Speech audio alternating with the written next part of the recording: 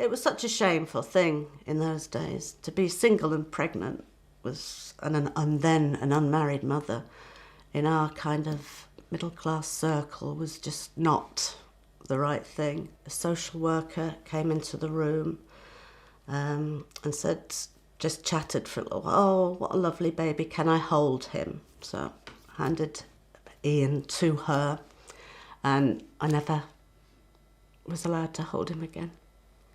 So it was a very numbing experience, and I can't really remember even crying. It was just unreal. It was as if it was happening to somebody else. I would have just hated the thought of losing a son and never having another one. That son and a daughter I've got now.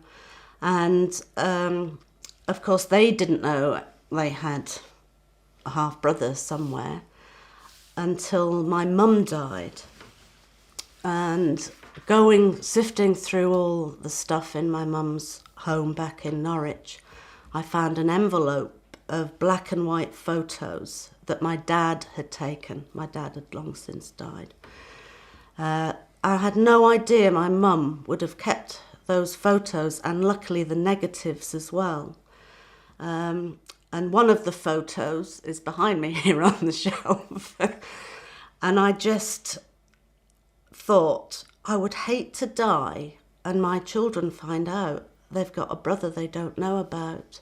Or I would have hated either of my kids to have been there when I discovered this photo.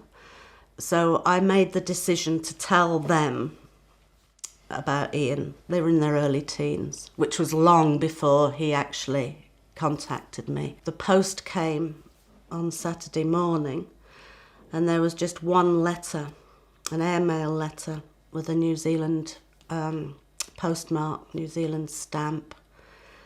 And I knew before I even opened the letter who it was from. The letter he first wrote me was arrived here in July. It wasn't until December that we decided it would be time to meet. My plane had been delayed for 5 hours. I can't remember why, actually, but he'd just sat there 5 hours after I was supposed to arrive and just came rushing to meet me, and we just stood and hugged for ages. Yeah, it was good.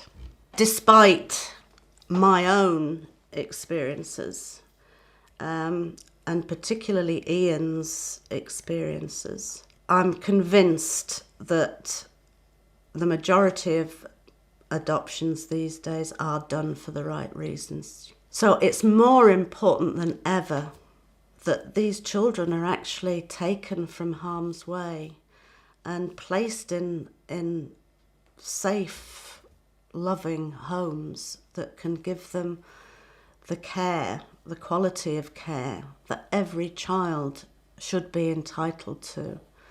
And I'm very encouraged by today's practices, I have to say.